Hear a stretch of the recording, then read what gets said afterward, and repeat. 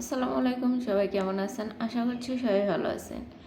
তো ইদানিং তো সবাই জানে যে গুজবের ছড়াছড়ি অনলাইনে, সেটা হোক পাশের দেশের মিডিয়া হোক বাংলাদেশের মিডিয়া। এমন না যে আমরা পাশের দেশের মিডিয়াকে বরাবরই দোষ দিয়ে আসছি, কারণ তারা যে কর্মকাণ্ডগুলো করতেছে শুধু সোশ্যাল মিডিয়াতে না, সোশ্যাল মিডিয়ার বাইরেও অনেক মিডিয়াতে, তাদের জাতীয় মিডিয়াগুলোতেও এরকম প্রোপাগান্ডা ছড়ানো হইতেছে। সঠিক তথ্য না জেনে শুধুমাত্র অনলাইন থেকে তথ্য নিয়ে তারা প্রচার করতেছে। তো সেক্ষেত্রে আমাদের দেশের মিডিয়াগুলোও কিন্তু কম না, তারাও কিন্তু অনেক অপপ্রচার করতেছে। অপপ্রচার না করলেও সত্য ঘটনাটাকে এমনভাবে প্রচার করতেছে যে সেই সত্য ঘটনাটা বিকৃত হয়ে অনেকটা মিথ্যের মতোই হয়ে যেতেছে। তো যাই হোক, বাংলাদেশের মিডিয়াকে একটু শক্ত হইতে হবে। এই ভারতের মিডিয়াগুলোকে যদি উচিত জবাব দিতে হয়, তাহলে বাংলাদেশের মিডিয়াগুলোকে আরও বেশি বেশি অ্যাক্টিভ এবং ইনফরমেশনমূলক ভিডিওগুলো বেশি করতে হবে। তাদের এমন এমন নিউজ করতে হবে যেগুলাতে সত্য উঠে আসবে এবং ইনফরমেটিভ বিষয়গুলা তুলে ধরা যাবে, মানে সামনে আসবে।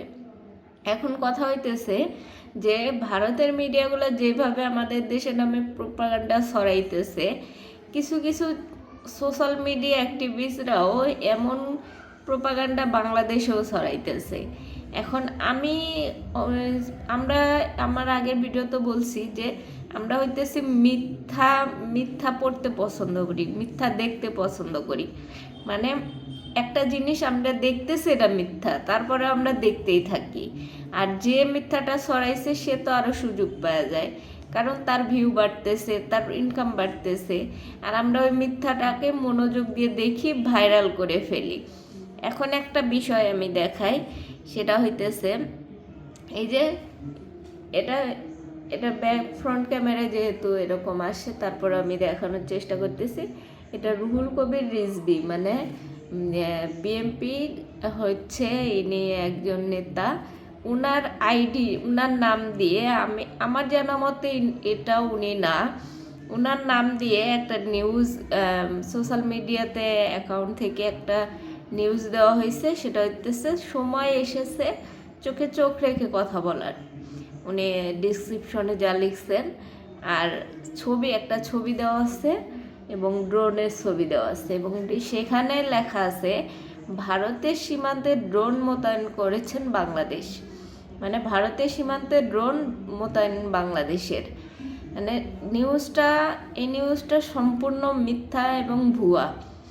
এখন উনি যে উনার নাম দিয়ে যে পেজটা খুলে এই নিউজটা প্রচার করা হয়েছে, যেহেতু উনি একজন রাজনীতিবিদ, একটা বড় দলের নেতা, অনেকেই এই নামটা দেখে ফলো করবে, অনেকে জানেও না যে এটা তার অরিজিনাল আইডি কিনা, বা এটা অন্য কেউ চালাইতেছে কিনা।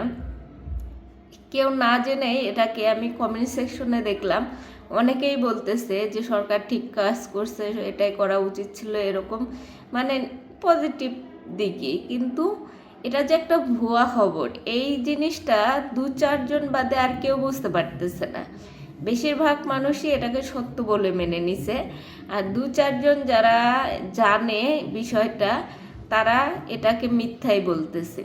তো এই যে বেশিরভাগ মানুষ যে একটা মিথ্যাকেই সত্য মনে করে কমেন্ট করতেছে, বা এই নিউজটা দেখার পরে তারা নিজেদের মধ্যে প্রতিক্রিয়া অন্যরকম করে নিতেছে, এই জিনিসটা বাংলাদেশের জন্য খুবই খারাপ।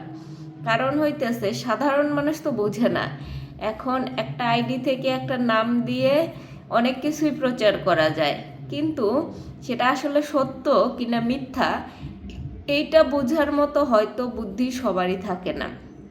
যার কারণে দেখা যায় যে এই যে মিথ্যা গুজবগুলো ছড়ানোর পরে এগুলা নিয়ে মানুষের মধ্যে মিশ্র প্রতিক্রিয়া তৈরি হয়।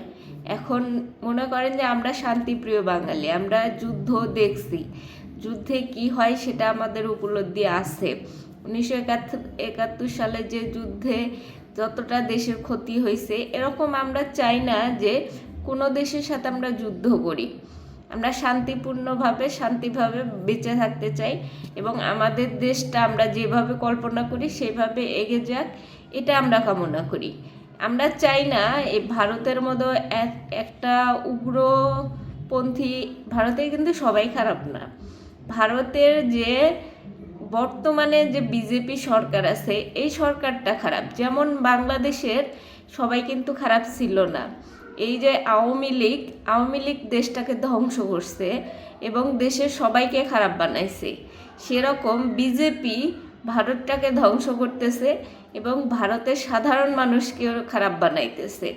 তো এক বিজেপির কারণে পুরো ভারতবাসীকে উস্কায়া দিতেছে তারা, বিজেপি ওয়ালারা, আর আমরা এখান থেকে পুরো ভারতবর্ষকে গালি দিতেছি।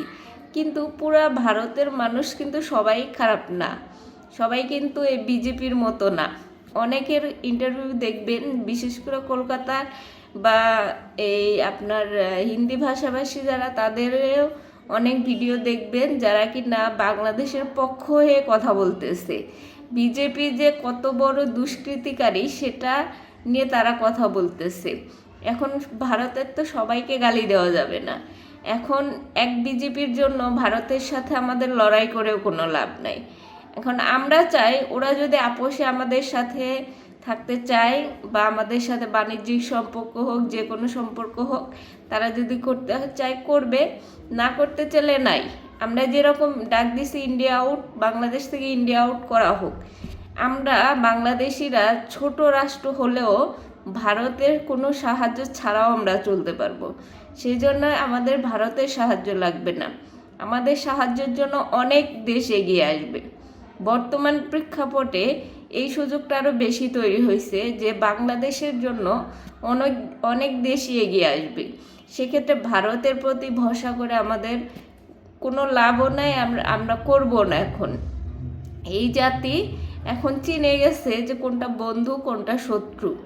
সেই ক্ষেত্রে আমরা এই সমস্ত উস্কানিমূলক কোনো পোস্ট দেখলেই সেটাতে আমরা সত্য মিথ্যা যাচাই না করে সেটা শেয়ার দিব না, কমেন্টস করব না, কারণ সত্যটা যেহেতু আমি জানি না বা সত্যটা কি ঘটতেছে এটা সম্পর্কে আমার ধারণা নাই, সেহেতু সেই বিষয়টা নিয়ে বেশি মাতামাতি না করাই ভালো।